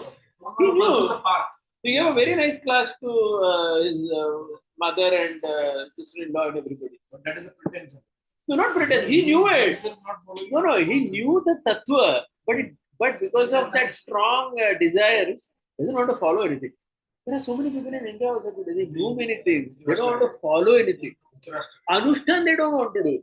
See, the concept of Atma and all, in India, many people know. किसी को अनुष्ठान नहीं करना है लेकिन शास्त्र follow नहीं करना है उनको अशास्त्रीय रहना है इसलिए हित चाहिए आपको यूजलेस है होंगे तत्व जान के कुछ नहीं होने वाला आपको हित नॉलेज है थियोरेटिकल है Here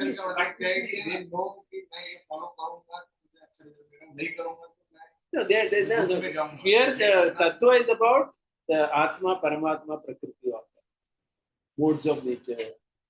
You know all this. You don't follow practice. No Anushtan.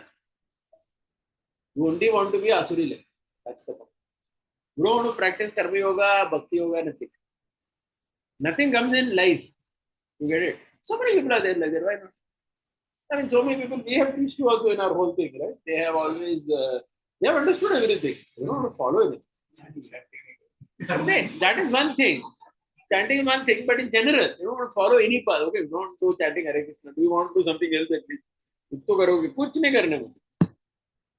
Okay? Ashastram, Asuram, Krishna. You understood? I mean, if you are Ashastra, Asura. You are Shastriya Gunada brother. Shastra divides everything into 3 categories. Sattvagun, Rajogun, Tamogun. Tamogun is Shastriya. Lakshanam Shastra Siddhasya. Lakshanam Shastra Siddhasya is what you know? That Om Tat Sat. Krishna says in the 7th chapter. This is the indication of what? Om indicates the Supreme Lord. Tat indicates the process. Sat indicates benefits in the world that you can get by worshipping. And given a very, we have discussed this in great detail. But that is the last 2 verses of the 17th chapter. Hridha, Om Tat Sat. Saptadashodita. Correct? 21st verse. Verse number 22, which is summary of chapter number 18. Please repeat after me. Ishvare kartrita buddhihi sattvopadeya tantime swakarma parinamascha Shastra Sarartha Uchyate. 18th chapter. What is it talking? Ishware Kartrita Buddhi. That means there's three types of tyagas that have to be done. Okay, Kartrita Buddhi Tyaga, Mamata Tyaga, Phala Tyaga. That means the Lord is the main doer. We discussed all this in great detail. How 5 doers are there, but the Lord is the most important. We gave example like how the king is lifting the palki, 4 servants are lifting, but everybody is going to say what? King lifted the palki. 4 servants are insignificant in the presence of the king. Ishware Katata Buddhi, the Lord is doing it. Sattva Padeya Antime. Then there are 20 verses in the 18th chapter that talk about why we should come to Sattva Guna. Sattva Guna is important. Above all the three, we should try to maximize Sattva Guna. This is for everybody, huh? Brahman, Kshatriya, Vaishya, Shudra. Everyone has to maximize Sattva Guna. That's what Brahmanatva, everybody has to achieve. Sattva Guna, you have to maximize. Swakarma Parinamascha. What is the Parinama of doing your Swakarma? If you do your Swakarma, Swadharma, what happens? You come to Moksha. That is spoken in the 18th chapter. 18th chapter starts in 18.41. If you see, now it takes you. You do Swakarma, what is the Parinama of that? Eventually you go to come to Moksha. Shastra Sarartha Uchyate. What is the Shastra Sara? Saranagati. Right? Sarvadharman Pariteja Bhamekam Sharanam. That is Shastra Sara. Okay, this is 18th chapter. Now there are another 10 verses where he is summarizing. Okay, summarizing key concepts of Gita. So this is not going to be, as in, this is not directly from the chapter wise, just summary. Repeat after me. Karma Yoga Tapastirtha Dana Yajnadi Sevanam Jnana Yogo Jitaswantehi Parishuddhatmani Sthitihi. He is summarizing what is Karma Yoga, what is Jnana. So he says Karma Yoga is what? Doing tapasya, doing tirtha, that means going to holy places, giving charity, doing yajna, etc. These things are important for a karma yoga. Karma yoga means what? He has to do tapasya, tirthas, go to holy places, giving charity, do yajna. This is all coming actually earlier. 4th chapter में बताया था Veda में. He's just summarizing. He's just telling important. Karma yoga. If you say you're a karma yogi, this you must do. Jnana yogi means what? Jitaswante. You have to control all your senses. Parishuddhatmani sthiti. Be situated in the pure soul. This is Jnana yoga. If somebody says, I want to do Jnana. This is Jnana yoga. Completely control all your senses. Focus on the pure soul. Again. Bhakti yoga parekanta. Pritya dhyanadishu sthitihi. Trayanamapi yoganam Tribhiranyonya Sangamaha. Bhakti Yoga. What is Bhakti Yoga? Parekanta Pritya. Parekanta Pritya means what? It is all about developing that love towards the Supreme Lord. Okay, na? Parekanta Pritya. Yeah, Parekanta means, he says Parekanta means Sriman Narayana. Pritya means you start loving him. Okay. Dhyana Adishu Sthitihi. How do you develop love for him? By meditation, etc. That means he says meditation, Archana, Nama Sankirtan, everything you should get Adi. Then he says Trayanamapi Yoganam Tribhiranyonya Sangamaha. Karma Yoga, Jnana Yoga, Bhakti Yoga are like 3 strands. They are intertwined. You can't always say, I'm only going to do this. He's saying all 3 are going to be there in the life of everyone. Then Ramanuja says, then how to understand whether somebody is Karma Yogi or Bhakti Yogi. So he says, just like there's a mixed vegetable dish. And whichever vegetable is most in it, we give that name to it. Correct? Like he doesn't give, like, correct, na? Suppose you have made, we always make mix only, na? Vegetables are many times mixed. There are 3-4 things, but something will stand out. Let's say bhendi is maximum in it. There may be little aloo, little something, but you've got bhendi ki bhaji only. Right? That's the thing. You say paneer bhaji doesn't mean only paneer. There will be tomato, there will be something else also. There will be shimla mirch, everything. But what is maximum? That is what you are. Okay, so like that. This is Trayana Yoganam. But nobody can say, I'm not going to do one thing. You have to do all 3. But which is prominent, you become that. Nityanaimittikanacha Pararadhana Atmadrishtesтрayopyete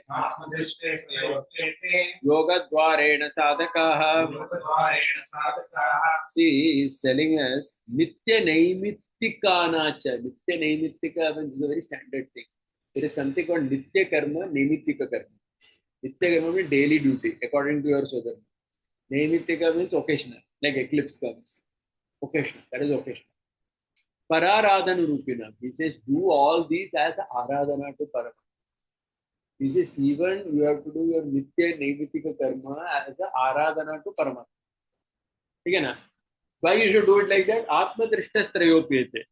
Because in order to achieve Atma Sakshatkar, this is a very important part of any yoga process. So he says, Nitya Naimittika Karma, no yogi can give. Nobody can say, I am Bhakti Yogi, I have nothing to do with Nitya Naimittika. No. As for Gita, this is Gita sir only, na? Because in Gita this concept comes in the 18th chapter. In the 18th chapter, Arjuna is asking, Tyaga or Sannyas, what to do? Krishna says, Tyaga only. He says, you have to do all types of duties. So Nitya Naimittika Anacha, this you have to do. And how you have to do it? Pararadhana Rupina. Do it as an Aradhana. Okay? Nirastha Nikila Jnano Drishtvaatmanam Paranugam Pratilapya Param Bhaktim Tayevapnoti Tatpadam. So he says, Nirastha Nikila Jnanam. When all Ajnana is gone by doing any of these yoga systems, then what happens? Drishtvaatmanam Paranugam. One can see the true nature of Atma with it. And then what happens? Pratilapya Param Bhakti. You achieve Parabhakti. See, this is coming from 18.40 Bhagavad Gita, where Krishna says, Mat Bhaktim Labate Param. Krishna says, na? So that Mat Bhaktim Labate Param, 18.40 is the conclusion of that full 18 chapter 40 verses. There is saying that your Ajnana is going to go when you do the yoga systems and you can see the Atma and you will then achieve Parabhakti. That means you will come to Bhakti. Parabhakti. Mat Bhaktim Labate Para. You come to Bhakti. Okay. And what is this Bhakti itself? Next 2-3 verses is talking about it. Bhakti yogastadarti chet samagraishwarya sadhakaha atmarti chetrayopyete tatkaivalyasya sadhakaha. He says Bhakti yoga is done by 3 categories. In this verse, he is talking about 2 categories of people. Who are these people? Bhakti yoga sadarti chet samagra aishwarya sadhakaha. There are one people who want a lot of Aishwarya. They come to Bhakti. This was spoken in 7th chapter onwards. Aishwarya. Atmarti Chetra Yopyate. Other want Atma. That means they want impersonal liberation. Kaivalya. That Kaivalya. They also come. That means he's saying, Gita says Bhakti Yoga only is the sadhaka. That is Bhakti Yoga only is the means if you want Aishwarya or if you want Kaivalya. Bhakti Yoga is the means. Okay? And if you want, then the next verse is talking about if you want Bhagavan. Aikantyam Bhagavatyesham Samanam Adhikarinam Yavat Prapti Pararti Chet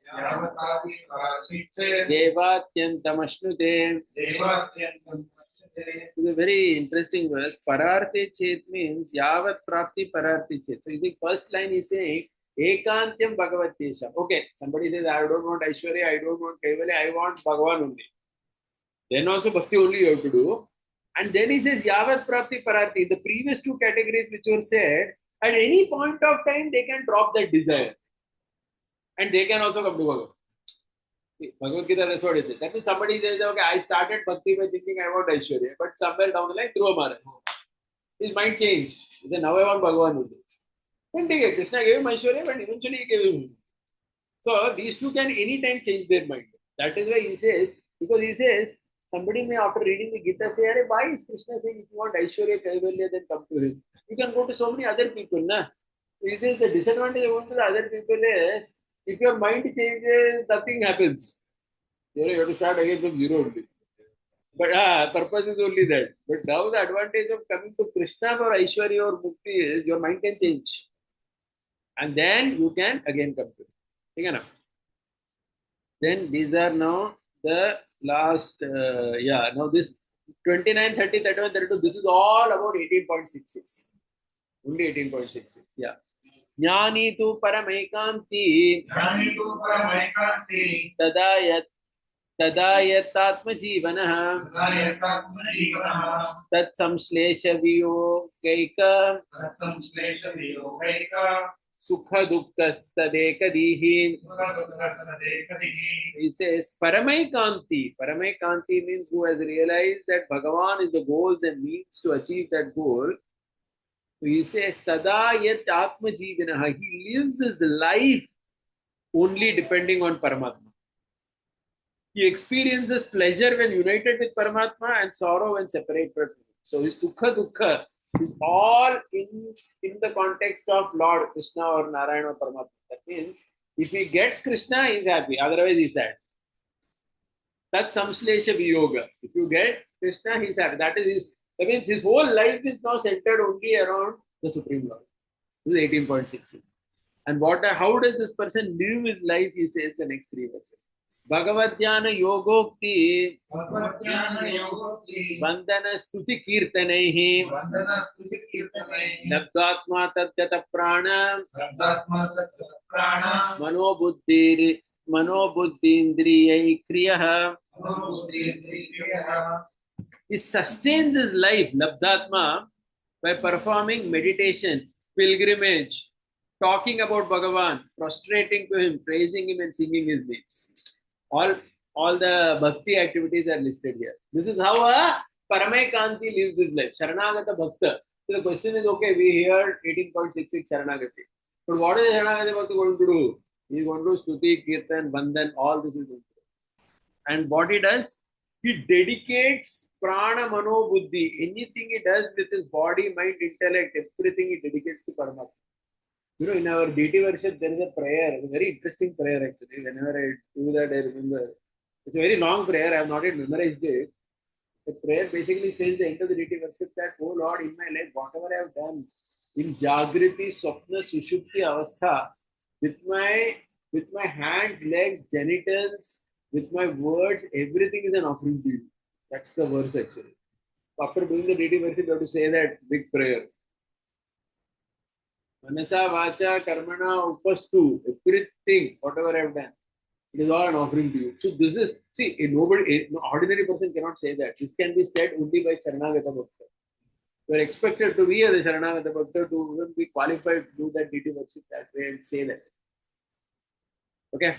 Now again look at the 31st verse. It is interesting. Nija karmadi bhaktyantam कुर्यात् प्रीत्यैव कारितः उपायतां परित्यज्य यस्य देवेतु तामभिः.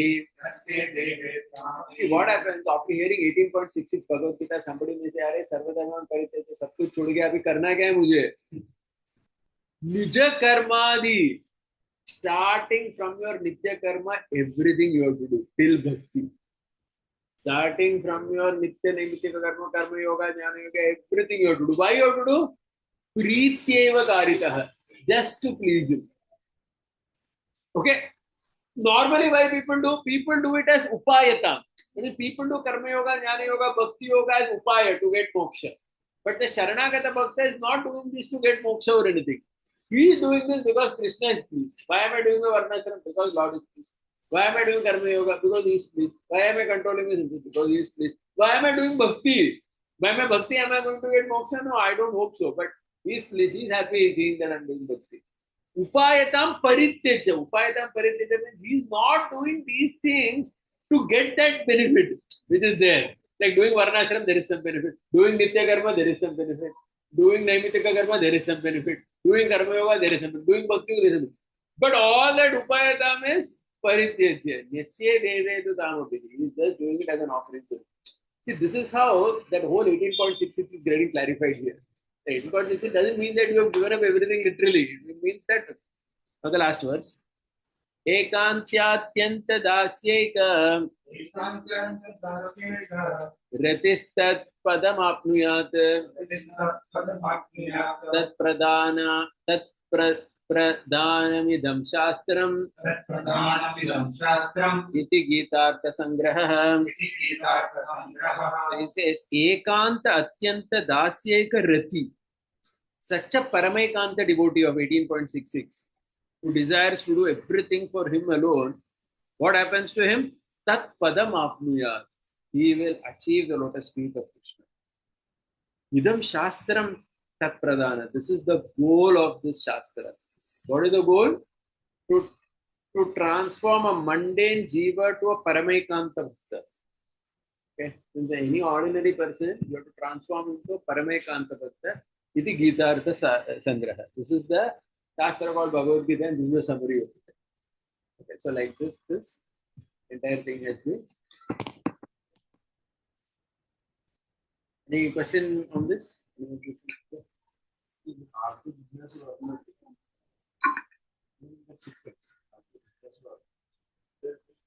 that is because of the poetry. Yeah. Like when we preach, what it's like we are not the level. No, see, I may not be the level, but the Shastra is at a particular level. Na? We preach the Shastra. We follow whatever we can or whatever we are trying to. If we preach, we have to, like, if I'm giving a Bhagavatam class in the temple, whatever the verse says, I have to talk that. Na? I may not have reached that, but then.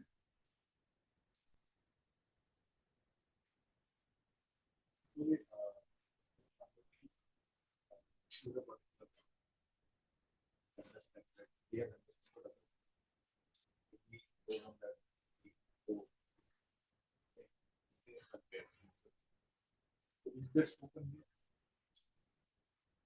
Like, I have achieved some level more after the knowledge.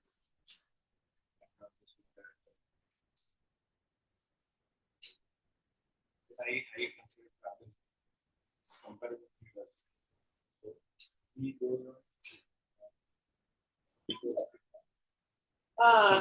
is that spoken here? No, that is that is spoken because it is the Gita talks about it. Na amanitvam. Whole thing of knowledge is to be numbered. The first qualification for Atma Prapti, being humble.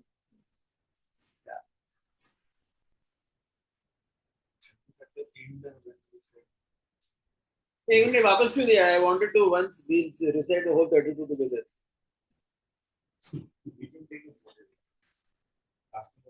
एक बार पढ़ लेंगे साथ में. Because now we have gone through the whole thing, na? So you should know the verses, you should know the meditation. In Nija Karma, you said that devotee actually should not do anything or fire, but you should do it for pleasing the Lord. So Yeah. when it is given, a particular section, it is to attract, because that he starts doing it. No. How it is like that? Okay. See, the Sharanagati principle, na, this is the topmost concept of the Gita, 18.6. So 18.6 is, when you say Sarva Dharma Parityaja, what does it mean? Do you mean actually you have to give up? So that's why it's clarified. Because even if you are a Sharanagata Bhakta, just talking about a Sharanagata Bhakta, if you are, suppose somebody considers I am doing Sharanagata Bhakta, can I give up everything? No, you cannot, because you have to do it. Because to please him, you have to. So you have to do rebates. See, because Gita is a journey, na? Everybody may have not reached Sharanagata Bhakta. Like I said, so many people talk about Bhagavad Gita at their own level. They have not reached Sharanagata. So that's yeah. Any other one?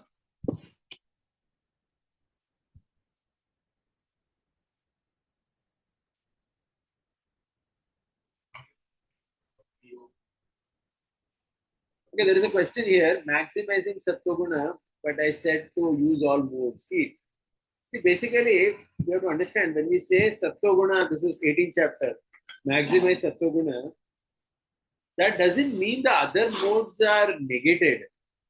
Rajoguna, Tamoguna are needed only na, at the appropriate place. So Kshatriya needs the Rajoguna also. How is he going to fight otherwise? That is, you want to do Shastriya Dharma, you need Rajoguna. So Rajoguna, Tamoguna are needed only. Just that Sattva is needed because from the path of moksha perspective, Sattva is important. But in the world, one needs all modes. Without that, you cannot function. Yeah, so we'll just once read it because that will just take just 5 minutes. Yeah, it's a very difficult thing, no? Context. We have a certain kind of perception. So, maybe that is more of internal self. Externally, you have to. Externally, you deal at a different level. Yeah. But then internal equanimity also is expected. It is expecting you to have that. Too much one cannot get carried away by anything, whatever it may be. चलो एक बार पढ़ लेंगे पूरा 32 साथ में and then we will end the day. स्वधर्म ज्ञान वैराग्य साध्य भक्त्येक गोचरः नारायण परम ब्रह्म गीता शास्त्रे समीहितः ज्ञान कर्मात्मिके निष्ठे योग लक्ष्ये सुसंस्कृते आत्मानुभूति सिद्ध्यर्थे पूर्व शक्येन चोदिते मध्य में भगवत तत्व ज्ञात्या भवाप्ति सिद्धये ज्ञान कर्मा विनिर्वृत्यो भक्ति योग प्रकीर्तितः अनुपुरुष व्यक्त सर्वेश्वर विवेचनम कर्मधिर्भक्तिरित्यादिः पूर्वशेषोक्ति मोदितः अस्तान स्नेह कारुण्य धर्माधर्मदियाकुलम् पार्थं प्रपन्नमुद्दिश्य शास्त्रावतरणं कृतं नित्यात्म संग कर्मेह गोचरा सांख्य योगधीः द्वितीये स्थितधीलक्ष्या प्रोक्ता तन्मोह शान्तये असक्त्यालोक रक्षाये गुणेश्वारोग्य कर्तृता सर्वेश्वरेवानिस्योक्ता तृतीये कर्म कार्यता प्रसंगात् स्वस्वभावोक्ति कर्मणो कर्मतास्य च वेदाज्ञानस्य माहात्म्यं चतुर्थाध्याय उच्यते कर्मयोगस्य सौकर्यं शैग्र्यं काश्चन तद्विदाः ब्रह्मज्ञान प्रकाशश्च पंचमाध्याय उच्यते योगाभ्यास विधिर्योगी चतुर्था योग साधनम योग सिद्धि स्वयोगस्य पारम्यं षष्ठ उच्यते स्वयात्मं प्रकृतास्य तिरोधी शरणागतिः भक्तभेद प्रबुद्धस्य श्रेष्ठं सप्तम उच्यते ऐश्वर्याक्षर यातात्म्य भगवच्चरणार्थिनां वेद्योपादेय भावानाम् अष्टमे वेद उच्यते स्वमाहात्म्यं मनुष्यत्वे परत्वं च महात्मनां विशेषो नवमे योगो भक्तिरूपः प्रकीर्तितः स्वकल्याण गुणानन्त्य कृत्स्न स्वाधीनतामतिः भक्तिरुत्पत्ति विवृद्ध्यर्था विस्तीर्णा दशमोदिताः एकादशे स्वयातात्म्य साक्षात्कारावलोकनम् दत्तमुक्तं विधि प्राप्यो भक्त्येकोपायता यथा भक्ते श्रेष्ठम् उपायोक्तिर् अशक्तस्यात्मनिष्ठिता तत्प्रकारात् स्वति प्रीतिः भक्ते द्वादश उच्यते देहस्वरूपमात्माप्ति हेतुरात्मविशोधनम् बन्धुहेतुर्विवेकश्च त्रयोदश उदीर्यते गुणबन्धविधातेषां कर्तृत्वं तन्निवर्तनम् गतित्रयस्वमूलत्वं चतुर्दश उदीर्यते अचिन्मिश्रात् विशुद्धा च चेतनात् पुरुषोत्तमः व्यापनात् वरणात् स्वाम्यात् अन्यः पञ्चदशोदितः देवासुर विभागोक्ति पूर्विका शास्त्रवश्यता तत्त्वानुष्ठान विज्ञानस्तेम्ने षोडश उच्यते अशास्त्रमासुरं कृत्स्नं शास्त्रीयं गुणतः पृथक् लक्षणं शास्त्र सिद्धस्य त्रिधा सप्तदशोदितम् ईश्वरे कर्तृता बुद्धिः सत्त्वोपादेयतान्तिमे स्वकर्म परिणामश्च शास्त्र सारार्थ उच्यते कर्मयोगस्तपतीर्थ दान यज्ञादि सेवनम् ज्ञान योगोजित स्वान्ते परिशुद्धात्मनि स्थितिः भक्ति योग परेकांत प्रीत्या दानादिषु स्थितिः त्रयाणामपि योगानां त्रिभिरन्योन्य संगमः नित्यनैमित्तिकाना च पराराधनरूपिणाम् आत्मदृष्टेस्त्रयोप्येते योगद्वारेण साधकाः निरस्तनिखिलाज्ञानो दृष्ट्वात्मानं परानुगम् प्रतिलभ्य परां भक्तिं त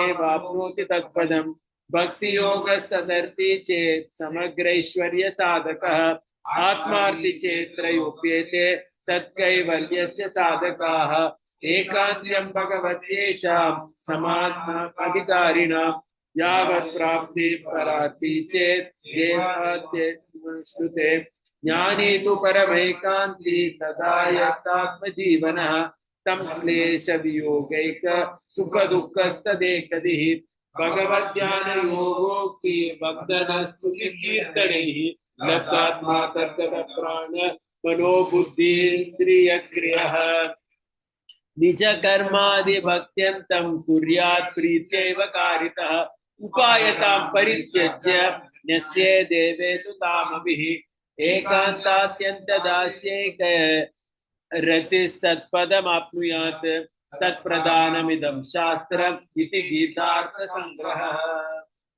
So basically, one thing also I wish to, we didn't, there is something called literature appreciation.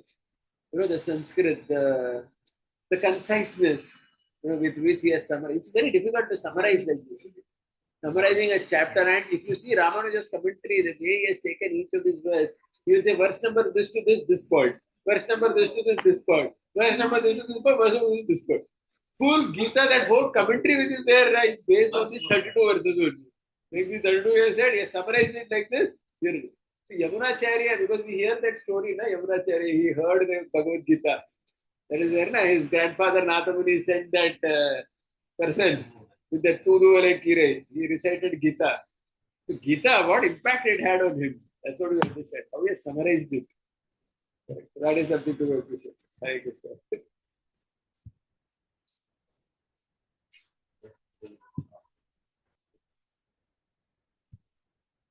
That is 12th chapter. 12th chapter.